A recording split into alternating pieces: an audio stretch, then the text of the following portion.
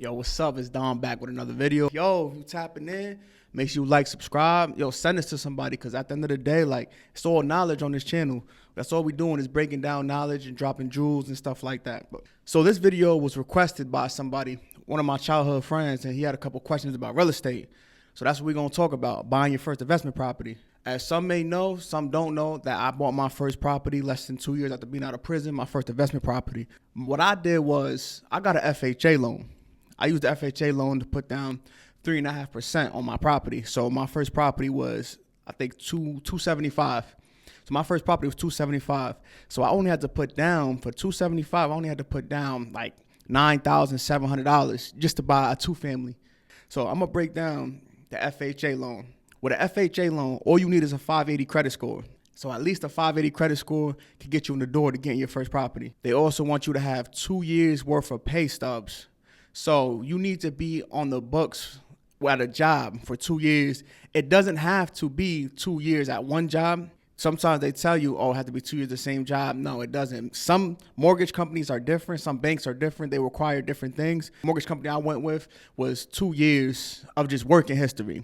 Now, because I was in jail 2 years, so my 2 years working history had to go back to 2018 because I was incarcerated in 2019, 2020, and most of 2021. So I had to have the 2 years of working history, but they also went off my pay stubs. I had tax returns from 2019. You want to have 2 years of working history. It doesn't have to be at the same job. It could go back to, like I said, 2019, whatever. It could go back. As long as you have 2 years working in your life, you want to have that. So now you have the 2 years working history. You want to make sure you have 3.5% down for the property. So if you're going to go buy, let's say a $300,000 house, you got to put down 3.5% of that. 3.5% of that is $10,500. So if you want to get a $300,000 house, you got to put down $10,000, which is a deal. I feel like that's a really good deal. You go get a $500,000 house, it's only like 17.5, I think, something like that. I'm just rough math off the head. So I think the FHA is perfect for your first property. Also, with an FHA loan, if you buy a rental property, you could use your expenses to offset your W-2 income. So, for example, my W-2 job is a high income job, so I get taxed a lot. I live in Connecticut. The taxes is crazy in Connecticut. If you live in Connecticut, you know we pay a lot in taxes. I'm able to offset my taxes with my rental property. The one I live in, I still live in it, but because I make money with it, because I have tenants and stuff like that, I'm able to write off the expenses. I gotta claim the income, so I also would claim the expenses. So that's helped me with tax savings. You know, like I know y'all see like a lot of these billionaires and stuff like that. Donald Trump pays like no money in taxes. It's because of real estate. Real estate is like the gold mine for taxes. And if you want to get really wealthy, you want to be able to use all the tax write-offs you could use. I know like we're not going to break down taxes and stuff like that in this video. Back to the FHA. So you want to get an FHA loan? I'm going to break down the top 5 things you need to do. Number 1, make sure your credit score is at least 580. 2 years of pay stubs. 3, you want to have at least 3.5% down for a property. 4, you want to reach out to a loan officer. And 5, have a realtor you're working with. It's really only like 5 steps to it.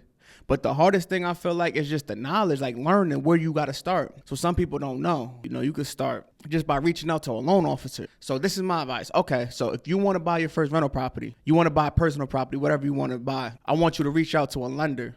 Go reach out to a lender. You could just Google a lender and ask them where to start. You want to just tell them your situation, tell them where you work at, tell them what your credit score is roughly, and speak with someone and say, I want to get a personal residence or I want to get an investment property, and talk to them, and they could show you, they could actually help you get into a property. Like they could help you with your credit. Like lenders will help you build your credit. They want to get that loan off. They want to get you approved. So they will help you fix your credit. They will help you with a real estate agent. They will help you with all of that. They will tell you everything you need to learn. So first thing you should do to buy your first property is contact a lender. Tell them about your credit score. They can help you build your credit up. They can tell you what to do to get your credit higher. And it's all free. It's all free. So I would definitely reach out to a lender first. He will tell you what to do. He'll tell you what documents they need. They'll tell you what you need, the steps you need to take. So reach out to the lender and make sure your credit score is at least 580. Make sure you have the 2 years of pay history, 2 years of being on the book somewhere. Make sure you have a real estate agent. Make sure you have the 3.5% down. Boom, you good. Buying a property, there's a lot of different ways to go about it. So you can either use a USDA loan. If you're a veteran, you can use a VA loan. You got the FHA loan. They got conventional loans. They got a lot of different ways to get a property. But I feel like one of the cheat codes to get your first property, especially investment property, should be an FHA loan. You should go with an FHA. You could get 2 to 4 units with the FHA loan. So you could get a 4-unit apartment building with 3.5% down. That's amazing. So let's have a recap. Take your note. Reach out to a lender, reaching out to a real estate agent, have 3.5% down for your property, have a credit score of at least 580, and have pay stubs for 2 years. Now, the way I went about it was I reached out to the lender. They told me everything. The lender, he told me everything I needed to do. So I did it. He told me I need to stay at a job for 6 months. So you also, to get an FHA loan, you have to stay at the same job for 6 months. You don't need to be at the same job for 2 years. People say that you do, you don't. I was at the same job for 6 months. So you need to stay at the same job for 6 months. As long as you have 2 years work history for your whole life, that's all you need. I'm going to wrap this video up. I'm going to do a part 2. There's so much information I can't put in this one video, so there's going to be a part 2. If you're new to the channel, make sure you tap in. It's Don Talk. Talk to him.